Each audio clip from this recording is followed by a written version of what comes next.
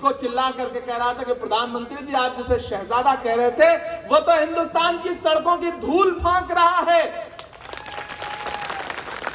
और आप खुद को फकीर कहते थे, लेकिन आप तो 10 लाख का सूट पहनते हैं। और हवाई जहाज जानते हैं कितने का अपने लिए उन्होंने खरीदा है? 8,500 करोड़ का। हमारे आपके लिए बैलगाड़ी भी नसीब नहीं हो रही है, साहब 8,500 करोड़ के विमान में चल रहे हैं। ये हालत है कथनी और करनी में और सच्चाई में। राजस्थान की सरकार ने 5 साल आपकी सेवा की है। मैं आपसे अपील करने आया हूं कि उस सेवा के बदले में आपका भी फर्ज बनता है, आपका भी धर्म बनता है कि राजस्थान सरकार को एक मौका और दीजिए, ताकि जो योजनाएं सरकार ने शुरू की हैं वो योजनाएं और मजबूती के साथ जमीन पर उतारी जा सके। मैं आपसे ये गुजारिश करने आया हूं और आखिर में एक बात कह करके आपसे विदा लूंगा। बस आपसे यह कहना चाहता हूं, चूंकि मुझे अगली सभा के लिए निकलना है।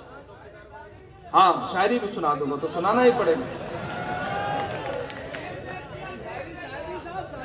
अच्छा, तेल भी बेच दिया?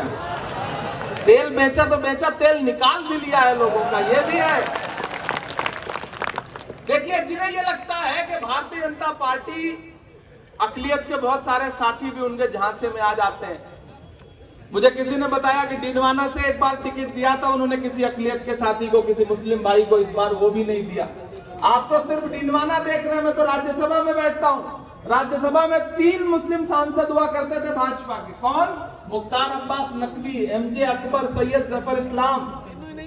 लेकिन एक झटके में किस डस्टबिन में फेंका है कि पता भी नहीं चल रहा है बेचारों का, कहीं नजर भी नहीं आते। और इधर आपके पड़ोस में जो हाल किया वो तो आपको पता ही है।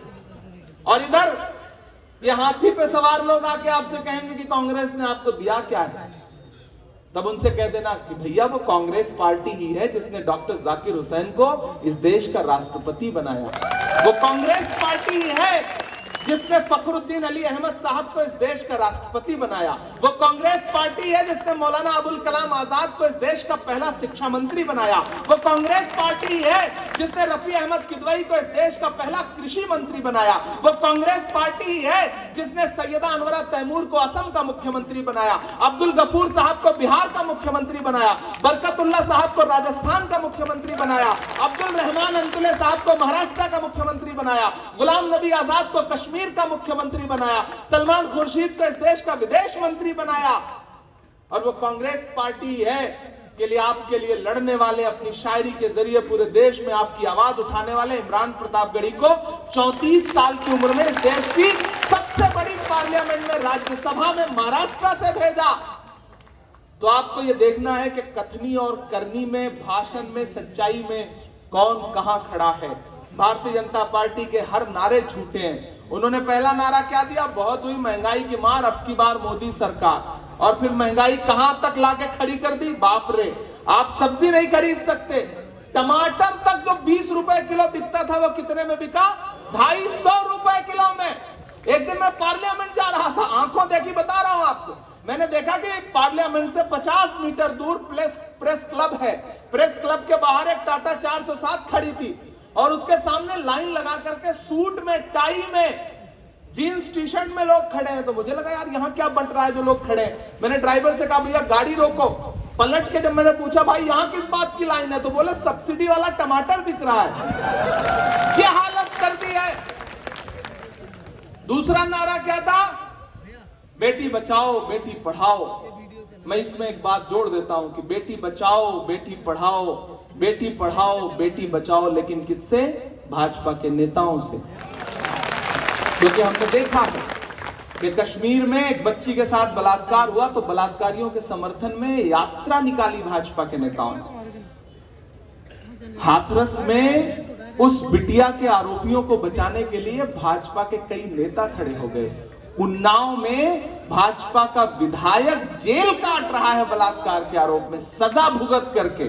तो मेरे भाई, इनके सब नारे झूठे, सब नारे। इन्होंने कहा सबका साथ सबका विकास, उसकी सच्चाई आप देख ही रहे हो। उसके सबसे बड़े शिकार तो मेरा ख्याल है यूनुस साहब ही हैं, सबसे बड़े शिकार। ऐसा सबका साथ, ऐसा सबका विकास किया है कि मुख्तार अब्बास नकवी में अकेले में मिलकर पूछोगे साहब कैसा लग रहा है सबका साथ सबका विकास, तो बेचारे वो उनके मुंह से शब्द ही नहीं निकलते हैं। एमजे अकबर से पूछो तो शब्द ही नहीं निकलते हैं, जफर इस्लाम से पूछो तो शब्द ही नहीं निकलते हैं उसके मुंह से। ऐसा सबका साथ सबका विकास किया है कि बस गरीब गरीब होता चला गया, अमीर अमीर होता चला गया। ये भाजपा के नेता जब टीवी चैनलों पे बैठ के कहते हैं कि हम गरीबी मिटाएंगे, तब मेरा मन करता है मैं उनसे कह दूं कि गरीबी को मिटा देने की बातें सिर्फ बातें हैं। जो खुद दौलत के भूखे हैं गरीबी क्या मिटाएंगे। गरीबों का लहू तो आपकी कारों का डीजल है, गरीबी मिट गई तो आप क्या रिक्शा चलाएंगे। ये गरीबी नहीं मिटाना चाहते, ये गरीबों को मिटाना चाहते हैं। इन्होंने देश की वो हालत कर दी है कि ये पहले भाषण देते थे, स्वर्गीय सुषमा स्वराज जी क्या कहती थी कि जब डॉलर के मुकाबले रुपया गिरता है तो देश की इज्जत घटती है। आज डॉलर के मुकाबले रुपए की हैसियत क्या है पता है? 83 रुपए। $1 बराबर 83 रुपीज। आज नरेंद्र मोदी जी से कह दिया जाए कि भैया अब इज्जत नहीं घट रही है तो फिर कुछ नहीं बोलेंगे। लेकिन अद्भुत हैं वो, अद्भुत हैं। विश्व कप हम जीतने जा रहे थे, अद्भुत हैं वो। हम पूरे विश्व कप में एक भी मैच नहीं हारे। लेकिन पता नहीं नाम का क्या असर है कि उस नाम के स्टेडियम में मैच हुआ, पहुंच भी गए और हमारे वही हीरो बेचारे बाद में आंसुओं के साथ बाहर निकले। बहुत पीड़ा हुई, बहुत दर्द हुआ। तब मैं आपसे अंत में कहना चाहता हूं, यहाँ भगवान जी पवाड़िया साहब, ओम प्रकाश जी, नाथूराम जी, वीरेंद्र जी, गिरधारी राम जी, हमीद गौरी साहब, आरिफ खान साहब, ये सब यहाँ खड़े हैं। मैं अंत में, ये जो मेरा भाई है बड़ा बहादुर है, ये बड़ा मतलब जिसको कहते हैं ना कि दमदारी से लड़ने वाला, इसलिए मेरा मन कर रहा है कि मैं सांसद बाद में हूं, पहले शायर हूं। तो मेरा मन कर रहा है मैं 4 पंक्तियां पढ़ दूं और वो याद रखिएगा आप सारे लोग कि दायरे में सिमट के आएगा, दायरे में सिमट के आएगा, हर रवायत से हट के आएगा। आंधियों को जरा खबर कर दो, आंधियों को जरा खबर कर दो, शेर वापस पलट के आएगा, शेर वापस पलट के आएगा, शेर वापस पलट के आएगा। कि कहां सोया है चौकीदार। बहुत समझदार लोग हैं। मैं नहीं जानता था कि इतने राजनीतिक तौर पर जागरूक लोग हैं। मैंने नाम भी नहीं लिया, लेकिन चौकीदार का नाम आते ही आप समझ गए कि मैं किसकी बात कर रहा हूं। मैं नाम नहीं लूंगा और आप फिर समझ जाएंगे कि मैं किसकी बात कर रहा हूं। कि कहां सोया है चौकीदार, कहां सोया है चौकीदार। हमारे अल्पसंख्यक विभाग राजस्थान के अध्यक्ष आबिद कागजी साहब, कार्यवाहक अध्यक्ष हमारे इमरान कुरैशी साहब, मदरसा बोर्ड के चेयरमैन मोहतरम एमडी चौबदार साहब, बाकी हमारे साथी यहाँ बैठे हैं, ये सब भी बहुत समझदार हैं। हमारे राष्ट्रीय पदाधिकारी अल्पसंख्यक विभाग के इंसाफ आजाद साहब। मैं पढ़ता हूँ, अगले 2 मिनट आपके बीच में हूँ। मैं चाहता हूँ कि बिल्कुल उत्सव के माहौल में इस चुनाव को लड़िए। भाजपा वाले अजीब शक्ल लेकर के घूम रहे हैं, ऐसा लग रहा है पता नहीं कौन सा तनाव है चेहरे पे। लेकिन कांग्रेस के जितने भी वीडियो आ रहे हैं, आप गोविंद डोटासरा का वीडियो उठा करके देखिए। हमारे पीसीसी अध्यक्ष कुछ बोल ही नहीं रहे, सिर्फ नृत्य कर रहे हैं, गाना बज रहा है और उनके हाथ घूम रहे हैं। ऐसा लग रहा है जैसे अद्भुत ऊर्जा का संचार हो रहा है, प्रचार हो रहा है।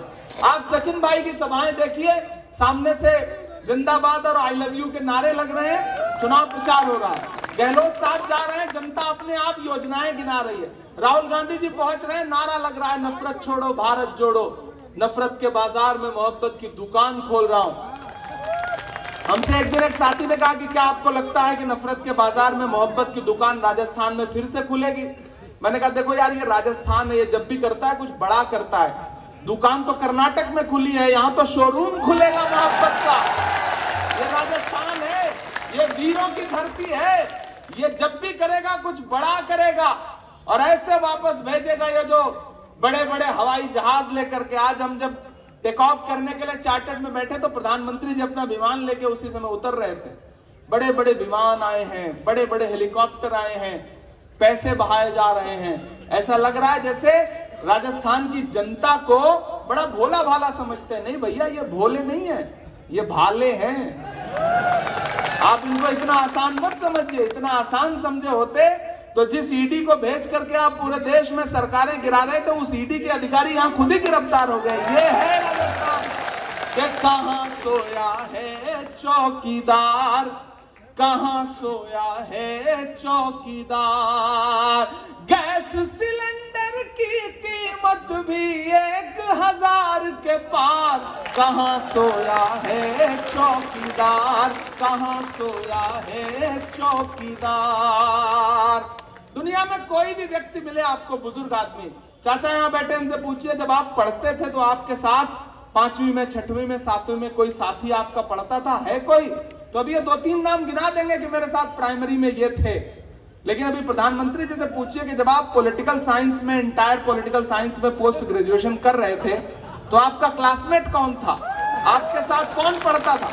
आज तक पूरे देश में मुझे कोई नहीं मिला। मतलब कमाल है।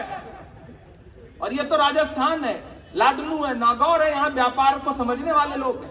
आप अभी किसी भी बुजुर्ग आदमी से पूछिए कि भाई आपका काम धंधा क्या है, तो जो इनका कारोबार होगा ये बताएंगे कि हमारा ये काम है। इनसे पूछिए आपके 2-4 ग्राहक बता दीजिए तो उसका नाम भी गिना देंगे।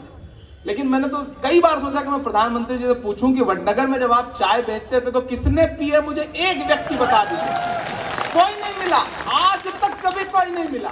तब मैं तो कवि हूं, मैं तो हास परिहास कर सकता हूं, तो मैं बड़े सलीके से एक हास की बात कहता हूं कि कहां सोया है चौकीदार, कहां सोया है चौकीदार।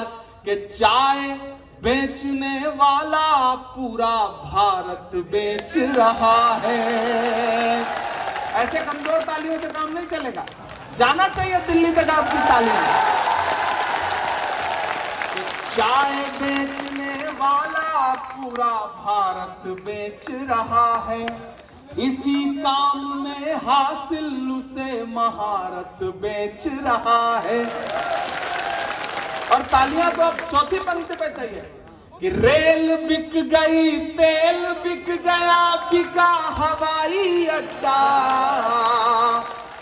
अगली पंक्ति पुकारते हैं आपको कि रेल बिक गई, तेल बिक गया, बिका हवाई अड्डा।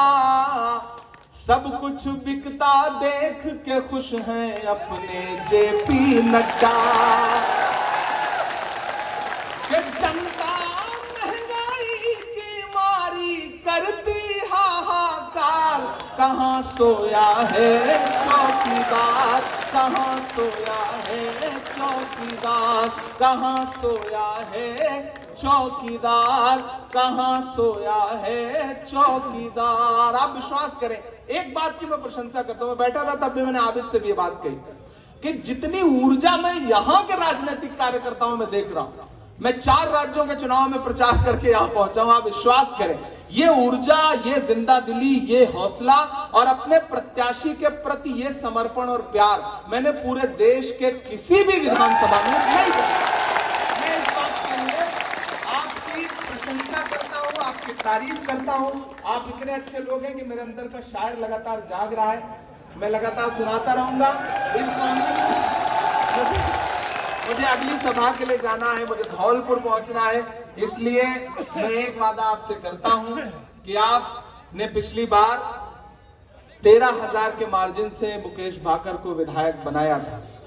इस बार आंकड़ा कम से कम, अब मैं कोई आंकड़ा नहीं दूंगा, लेकिन मैं ये चाहता हूं कि यह आंकड़ा कम से कम 56 तक तो पहुंच ही जाए, ताकि प्रधानमंत्री जी को भी यह महसूस हो कि नहीं भाई, सिर्फ उन्हीं की छाती 56 इंच की नहीं है, लाडनू की भी छाती 56 इंच की है।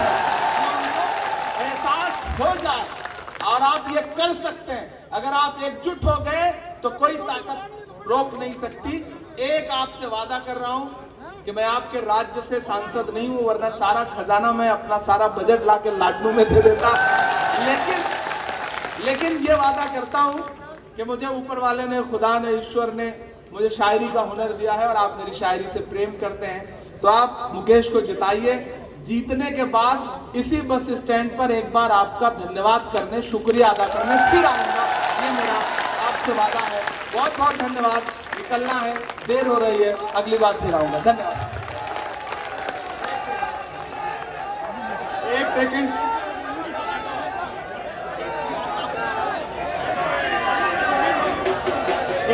मैं चाहूंगा इमरान भाई एक शायरी और हमें कहेंगे। इतना प्यार लोगों का, अगर इनकी सभा नहीं होती तो आज हम इनको रात तक यही सुनते।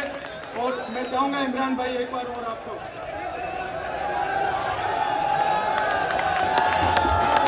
देखिए, मुकेश भाई ने 4 पंक्तियों के लिए और कहा है, और मैं जानता हूं कि ये एक ऐसी जनसभा है कि इस जनसभा में वो 4 पंक्तियां ना पढ़ूं तो कुछ अधूरा अधूरा रह जाएगा। अभी इसके बाद आप उठेंगे नहीं। डोटासरा जी ने एक मैसेज भेजा है, वीडियो संदेशा भेजा है, वो भी आपको सुनना है, लेकिन मैं पहले 4 पंक्तियां सुना देता हूं कि खौफ नहीं जिसे मुरझाने का, मैं उस गुल के साथ खड़ा हूं। तालियां अगली पंक्ति पे चाहिए। वो जो नाम आएगा उस नाम के प्रति आपका जो प्यार है वो दिखेगा इन पंक्तियों में कि खौफ नहीं जिसे मुरझाने का, मैं उस गुल के साथ खड़ा हूं।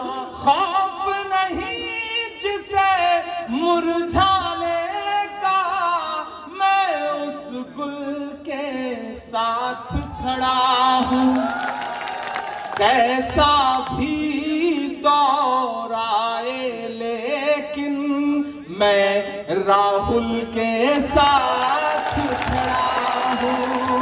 कैसा भी दौर आए लेकिन मैं राहुल के साथ खड़ा हूं। कल भी खुल के साथ खड़ा था, आज भी खुल के साथ खड़ा हूं। कैसा भी दौर आए लेकिन मैं राहुल के साथ खड़ा हूं। आज से एक एक मतदाता ये समझे कि वो खुद मुकेश भाकर है। निकलिए, रिश्तेदारों को, दोस्तों को, यारों को, संबंधियों को फोन करिए। जो इधर उधर कहीं किसी झांसे में आए हुए हो उन्हें खुद समझाइए, उन्हें बताइए कि यार इतना शानदार नौजवान युवा नेता हमें मिला है, इसे खोना नहीं है, इसे 56,000 से जिता करके असेंबली भेजनी है। बहुत शुक्रिया। बहुत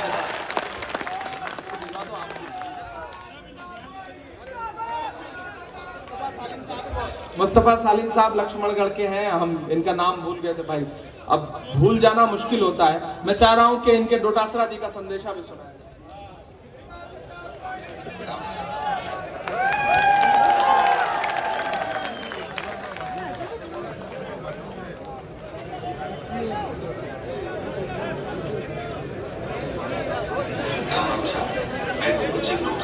कांग्रेस कमेटी का अध्यक्ष आपसे लाडू विधानसभा क्षेत्र के जागरूक मतदाताओं से अपील करने आया हूं।